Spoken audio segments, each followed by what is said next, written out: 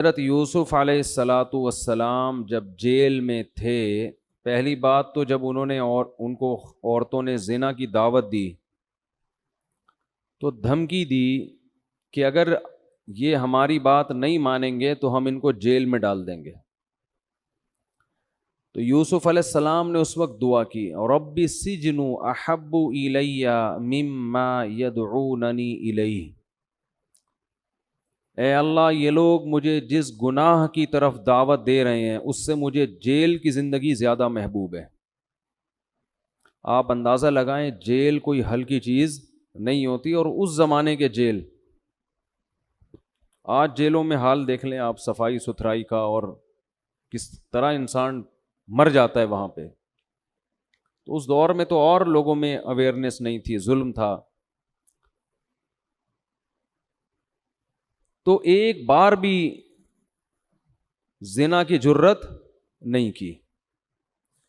یہ قرآن یہ واقعات کیوں بیان کرتا ہے کہ زنا کوئی ہلکی چیز نہیں ہے کہ بڑے آرام سے کر لو تو توبہ کر لیں گے بعد میں، لوگ یہ سوچ کے کر رہے ہوتے ہیں۔ نقل کفر نباشت، حضرت یوسف سوچ لیتے کہ میں مجبور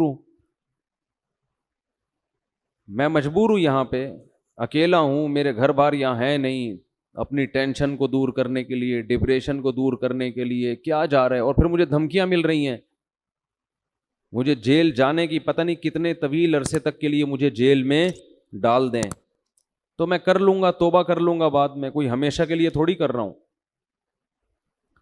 لیکن جب جیل کی دھمکیاں ملی ہیں تو یوسف علیہ السلام نے اللہ سے دعا مانگی، رب السجن احب الی مما یدعوننی الیہ، اے اللہ یہ عورتیں جس گناہ کی دعوت دے رہی ہیں اس سے مجھے جیل کی زندگی زیادہ محبوب ہے۔ اس سے پتہ چلتا ہے بھائی گناہ ہلکی چیز نہیں ہے، ان کو پتہ تھا یہ کتنا بڑا جرم ہے۔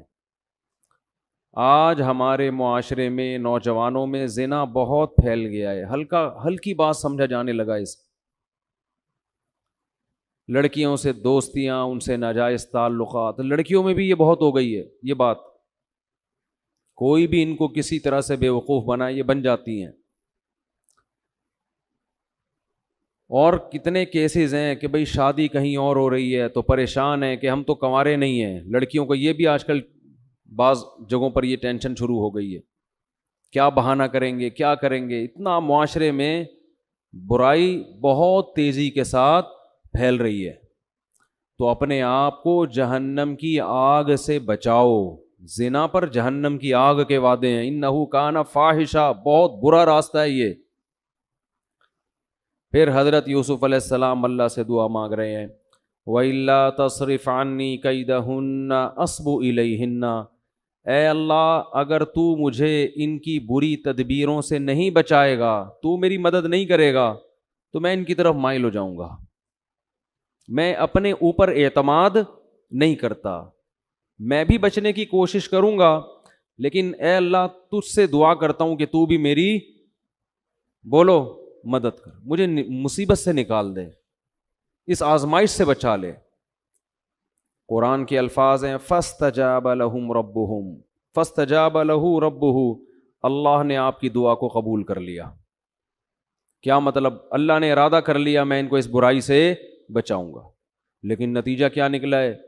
لَيَسْجُنُنَّهُ حَتَّى حِينٍ، آپ کو بالآخر جیل میں جانا پڑا، کیونکہ اگر وہ جیل میں نہ بھیجتے تو بدنامی اپنی ہو رہی تھی، لوگ یہ کہتے کہ اگر یہ شخص بے گناہ ہے تو پھر اس کو جیل میں کیوں نہیں ڈالتے۔ بعض دفعہ کسی معصوم کو بھی سزا دی جاتی ہے یہ بتانے کے لیے کہ ہم معصوم ہیں۔ اب دیکھو کیسی بڑی آزمائش کہ یوسف علیہ السلام کہاں چلے گئے؟ جیل میں۔ ایک پیغمبر کے بیٹے ہیں، اللہ نے اکیلے کو آدھا حسن دیا، زندگی کہاں گزر رہی ہے؟ جیل کی کوٹری میں۔ تو کوئی وظیفے سے نہیں آئے، کوئی ٹینشن نہیں کہ بھئی یہ میرے ساتھ کیا ہو رہا ہے، بھائیوں نے پہلے مجھے کنویں میں پھینک دیا، پہلے تو میرے ساتھ یہ ظلم ہوا، پھر جب میں کنویں سے نکلا ہوں تو بازاروں میں غلاموں کی طرح فروخت ہوا ہوں، حالانکہ میں تو آزاد خاندان کا آزاد بیٹا ہوں۔ وہ کتنی بڑی ٹینشن، کیا ہو رہا ہوگا نا جب بچے کی بولیاں لگ رہی ہوں گی، کتنے میں لوگ ہیں، غلاموں کی طرح بکتے تھے ایسے لوگ جو اس طرح جن کے کوئی والدین کا نہ پتہ ہو. پھر کتنی بڑی آزمائش، دروازے بند کر کے بادشاہ کی خوبصورت بیوی زنا کی دعوت دے رہی ہے اور آپ اپنے دامن کو بچا رہے ہیں. دیکھو جس کے دل میں اللہ ہوتا ہے نا وہ ہر جگہ ٹھیک ہوتا ہے. اللہ نہیں ہے تو 2 نمبریوں میں انسان لگ جاتا ہے. اب آپ بتاؤ، بادشاہ کے محل میں زندگی گزر رہی ہے، اکیلے ہیں، کنوارے ہیں، جوان ہیں، طاقتور ہیں اور خوبصورت ترین عورت، اور وہ خود برائی کی دعوت دے رہی ہے. ایسے موقع پہ تو لوگ خود کوشش کرتے ہیں برائی کی، اور چاروں طرف سے دروازے بند ہیں. یوسف علیہ السلام بھاگے دروازوں کی طرف، اس لیے کہ جو میرے بس میں ہے وہ میں کروں. کیسا برائی سے اپنے آپ کو بچایا. واستبق الباب والفیا سیدہا لدى الباب. دروازے کے پہنچے ہیں تو بادشاہ کھڑا ہوا ہے، اور بادشاہ کے بولنے سے پہلے، یوسف علیہ السلام کے بولنے سے پہلے بادشاہ کی بیوی نے کہانی ساری الٹ دی. کیسے الزام لگا رہی ہے؟ یہ نہیں کہہ رہی کہ بادشاہ اس کی غلطی ہے، یہ مجھے بند کمرے میں لے کر آیا ہے، یہ نہیں کہہ رہی. اس سے کیس کی نوعیت ہلکی ہو جائے گی. یعنی بادشاہ پوچھے گا اچھا تمہاری غلطی ہے، اس کی غلطی ہے؟ نا نا نا نا نا. ہوشیاری کیا کی اس نے؟ قالت ما جزاء من اراد باہلک سوءا الا ان یسجن او عذاب علیم.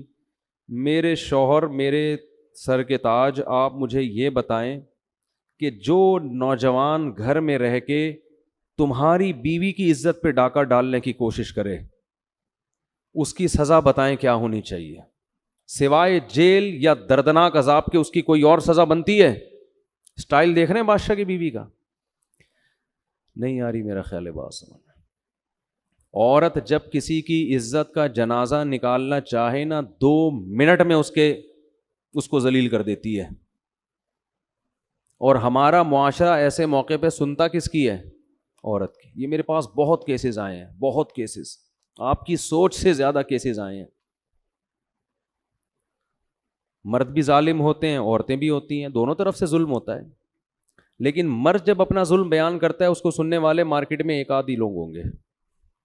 جب عورت اپنا ظلم بیان کرتی ہے نا، میرے اوپر ظلم ہو رہا ہے، تو مرد کے جتنے دوست ہیں وہ بھی سارے سنتے ہیں بیٹھ کے کہ بھابھی آپ بتائیے آپ کے ساتھ ہو کیا رہا ہے. سمجھ رہے ہیں؟ بہت کیسز ہیں میرے پاس آ چکے ہیں ایسے کیسز.